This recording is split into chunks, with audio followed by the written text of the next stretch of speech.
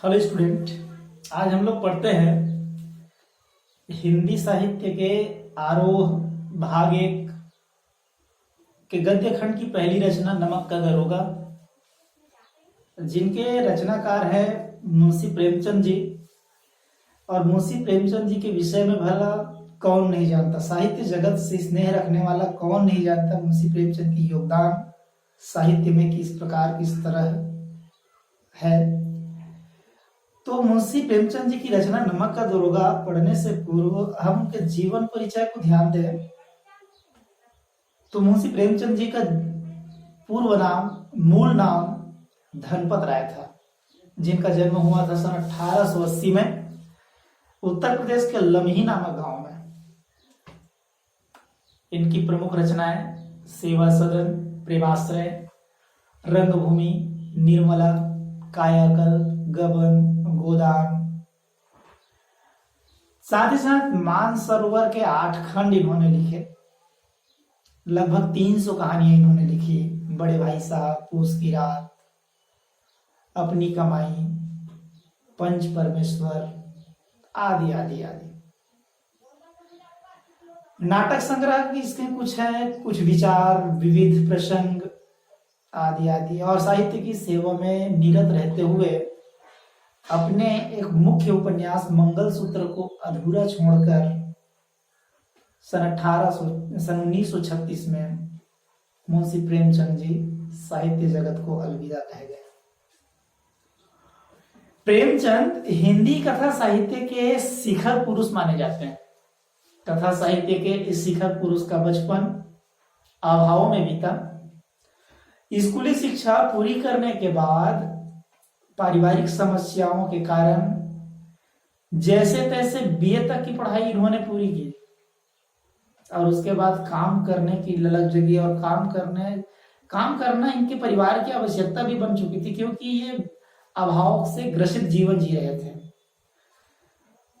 ईश्वर की कृपा से इनको सरकारी नौकरी भी मिली, परंतु महात्मा गांधी के असहयोग आंदोलन के संपर्क में आने के कारण मुंशी प्रेमचंद जी को सरकारी नौकरी से इस्तीफा देना पड़ा और अंग्रेजों के खिलाफ जन आंदोलन में ये बढ़ चढ़ के हिस्सा लेने लगे। तो इस तरह से इनका सामाजिक जीवन संघर्ष पूर्ण रहा। पंच परमेश्वर और सेवा सदन इनके प्रमुख कहानी माने जाते हैं। इनकी कहानियों की प्रमुख विशेषता यह रहती है कि इनकी भाषाओं में, साहित्यिक भाषाओं में क्षेत्रीय बोली, आंचलिक भाषा का प्रचुर मात्रा में प्रयोग देखने को मिलता है। नमक का दरोगा ऐसी ही एक रचना है जो आजादी के पूर्व की घटनाक्रम को हमारे बीच में रखता है। नमक का एक नया विभाग बना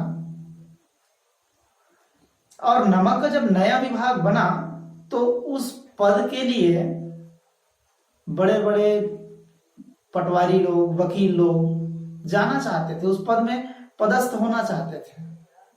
तो ऐसा कारण क्या था कि नमक के विभाग में सब काम करने के लिए लायक थे। तो इसका केवल एक ही कारण था कि नमक के जो विभाग बना था उस विभाग में ऊपरी आय अधिक मात्रा में, प्रचुर मात्रा में थी, अर्थात उसमें रिश्वत अधिक मिलता था। तभी तो पटवारी और सर्वसम्मानित पद को छोड़ करके वकील जैसे लोग है ना इस पद में आने के लिए लालायित थे। तो ऐसे समय में मुंशी वंशीधर जो है काम की तलाश करने के लिए घर से निकले। और काम की तलाश करने के लिए जैसे ही घर से निकले तो उनके पिताजी ने उनको बहुभांति समझाने का प्रयास किया, क्योंकि वो अनुभवी पुरुष थे। और समझाने लगे, बेटा घर की दुर्दशा तो तुम देख ही रहे हो, हम लोग ऋण के बोझ से दबे हुए हैं, बेटियां घास फूस की तरह बढ़ी जा रही है, आदि आदि प्रकार से। और तुम ही इस घर के क्या हो, मुख्तार हो, तुम ही इस घर के मुखिया हो। तो तुम उस पद में जब जा रहे हो, नमक विभाग के दरोगा बनकर के तुम जा रहे हो, तो उसमें नौकरी या ओहदे को ध्यान मत देना, बल्कि ये सब क्या है, एक तो पीर का मजार है। नौकरी या पद जो है एक पीर का मजार है। निगाह हमेशा चढ़ावे पर रखनी चाहिए। ऐसा काम ढूंढना जहां पे ऊपरी आय अधिक हो, है ना। नमक के दरोगा पद में जाने के लिए उसको कहा गया तुम ऐसा काम ढूंढना कि ऊपरी आय अधिक हो, है ना। और मासिक आय, मासिक आय क्या है, वो तो पूर्णमासी का चांद है, वो एक दिन दिखाई देता है और घटते बढ़ते लुप्त हो जाता है ना। बल्कि ऊपरी आय क्या है, बहता हुआ एक स्रोत है, बहता हुआ स्रोत है जिससे सदैव, है ना, प्यास बुझती है। वेतन को तो मनुष्य देता है ना, उसमें वृद्धि नहीं होती, लेकिन ऊपरी आमदनी स्रोत जब तक के है तब तक की इनकम बना रहेगा। ऐसे बहु प्रकार से समझाने के बाद मुंशी बंशीधर को विदा किया गया घर से। तो वो काम की तलाश में जैसे निकले तो दरोगा पद उनको मिला, नमक का दरोगा पद उनको मिला।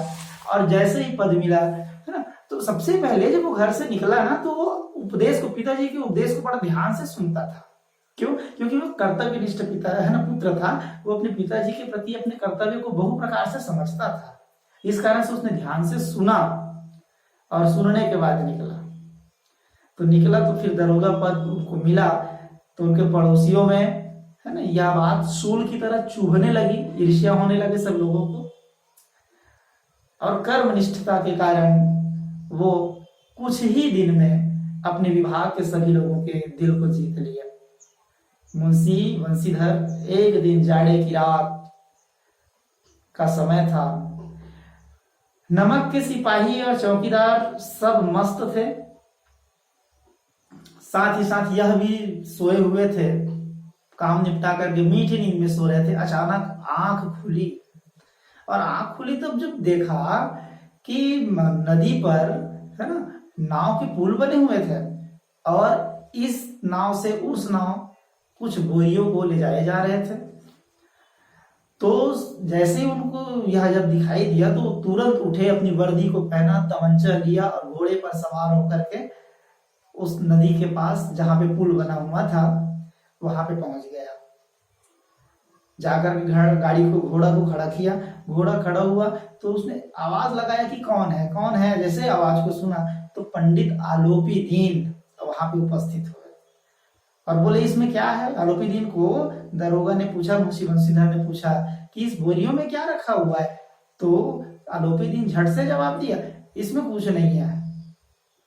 मुंशी बंशीधर ने कहा कुछ नहीं है, कहां ले जा रहे हैं इसको। तो बोले कानपुर ले जा रहे हैं। तो जैसे ही कानपुर ले जा रहे हैं ऐसे करके उन्होंने सुना तो उनको शंका हुई, माथा ठनका उनका। और जैसे ही माथा ठनका, उसने उनके नजदीक में जाकर के बोरियों, है ना, बोरियों का निरीक्षण करने लगे।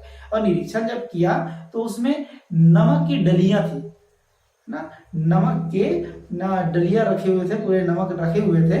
तो उन्होंने कहा कि तुम यहाँ पे नमक की तस्करी कर रहे हैं। तो बोलती बंद हो गया, है ना, पंडित आलोपी दीन की बोलती बंद हो गई। और जैसे ही उसकी बोलती बंद हुई, इन्होंने, है ना, एक अफसर से कहा कि तुम इनको अरेस्ट करो। और जैसे ही अरेस्ट करने के लिए कहा गया तो आलोपी दीन उनको धन का झांसा देने लगे, धन का लालच दिखाने लगे, है ना, क्योंकि वो लक्ष्मी को मानते थे और उनका यह मानना था कि लक्ष्मी जो है हर किसी को खरीदने की सामर्थ्य रखता है। लेकिन यहाँ पे, है ना, मुंशी बंशीधर जो है ना, वैसे व्यक्तियों में नहीं था बल्कि ईमानदार व्यक्ति था। उसने क्या किया, उनको अरेस्ट करवाया, गिरफ्तार करवाया। और गिरफ्तार करवाने के बाद उनको शहर के बीचों बीच अदालत ले गए। जब शहर के बीचों बीच से अदालत ले जाया जा रहा था तो पूरे शहर के लोग, है ना, लोगों में अफरा तफरी मच गई। और जब अफरा तफरी मची, क्यों मची? क्योंकि शहर के लोग पंडित आलोपी दीन को एक श्रेष्ठ व्यक्ति मानते थे, उत्तम, है ना, उत्तम प्रकृति के व्यक्ति मानते थे। परंतु यहाँ पर, है ना, उनके 2 नंबरी के काम को, है ना, उजागर करते हुए पंडित बंशीधर ने उनको शर्मसार होने पर मजबूर कर दिया। तो इस प्रकार सभी लोग उनको गालियां देने लगे थे, कैसा व्यक्ति है, कैसा ये है, वो है। तो अदालत में ले जाया गया। अदालत में जब ले जाया गया तो फिर वहां पर कहने लगे कि धर्म और धन, न्याय के मैदान में धर्म और धन दोनों में युद्ध ठन गया। इसका तात्पर्य क्या है? धर्म और धन में युद्ध ठन गया का तात्पर्य है कि अदालत में, है ना, बहुत प्रकार से न्याय को खरीदने का प्रयास किया जाता है। तो वहां भी न्याय को खरीदने का प्रयास किया गया। परिणाम स्वरूप एक बार फिर न्याय धन के सामने झुक गया और पंडित आलोपी दीन को बाइज्जत बरी कर दिया गया। और साथ ही साथ इनको हिदायत दिया गया पंडित वंशीधर को, है ना, मुंशी वंशीधर को, है ना, कि आप किसी आम शहरी के ऊपर ऐसा आरोप लगा करके अदालत में न लाए। तो यहाँ पे एक सीधा साधा और ईमानदार आदमी जो है अंधे कानून के समक्ष अपने घुटने टेक दिए। पंडित आलोपी दिन खुशी खुशी अदालत से निकलकर अपने चाटुकारों में पैसा बांटने लगे। तो उसी बीच हुआ क्या, पंडित आलोपी दिन मुंशी वंशीधर को उनके पद से निकलवा दिया, दरोगा पद से उनको निकलवा दिया। और जब दरोगा पद से निकलवा दिया तो फिर वो अपने घर चले गए। और घर जब चले गए तो उनके पिताजी और उनकी मम्मी, उनकी माताजी, है ना, मुंशी वंशीधर को बहु प्रकार से गालियां देने लगे, है ना, प्रताड़ित करने लगे कि तुमने ऐसा कैसे कर दिया, ऐसे नहीं करना था, तुमको रिश्वत ले लेना था, है ना। उनके पिताजी ने भी समझाया कि मैंने तुमको पहले ही बोला था कि रिश्वत ले लेना चाहिए, है ना, क्योंकि ये क्या है, एक मजार की तरह है, चढ़ावे पर ध्यान दो। लेकिन तुम नहीं माने। लेकिन मुंशी बंशीधर अपने कर्तव्य निष्ठता के साथ साथ अपनी ईमानदारी के गुण को भी बचाए रखा।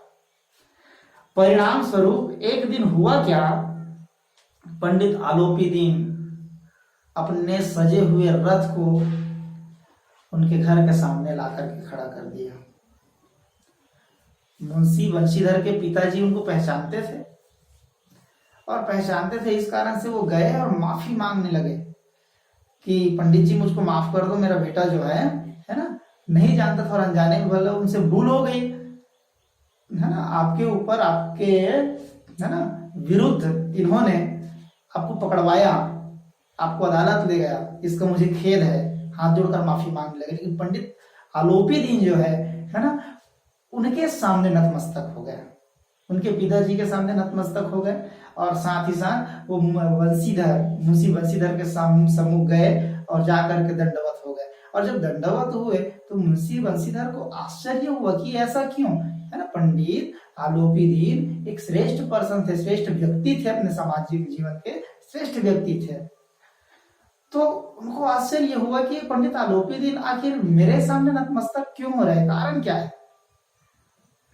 तो जैसे ही आलोपी दीन उनको देखा, नतमस्तक हुए, और उसके बाद में फिर अपने, है ना, थैले से निकाला एक स्टाम्प का पेपर, और स्टाम्प के पेपर निकाल करके कहा कि इसमें जब तक आप साइन नहीं करेंगे, सिग्नेचर नहीं करेंगे, हस्ताक्षर नहीं करेंगे, तब तक मैं नहीं उठूंगा।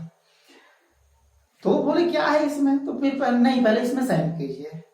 तो उसने कहा पहले बताइए तो सही क्या है।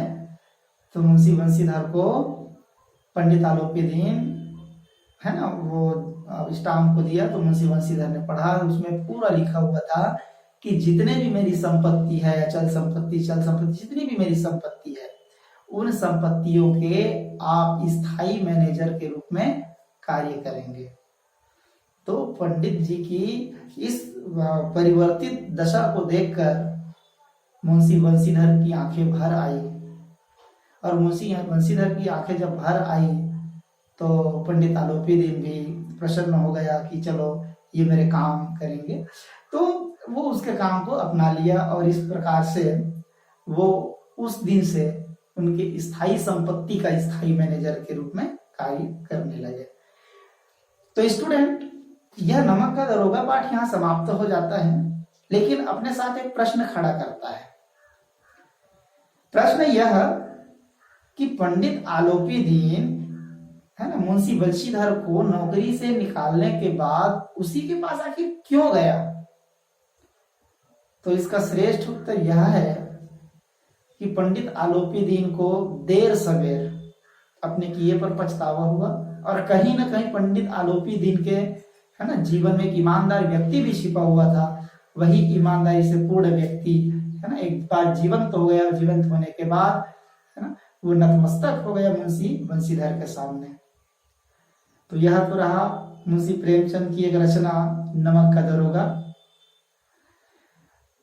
इस प्रश्न से संबंधित, इस पाठ से संबंधित किसी भी प्रकार का अगर प्रश्न आपके मन में उठते हो तो एक बार फिर से इस वीडियो को देख लीजिएगा, प्रश्न के उत्तर आपको मिल जाएंगे। फिर एक नए वीडियो के साथ हम लोगों की मुलाकात होगी, तब तक के लिए नमस्कार।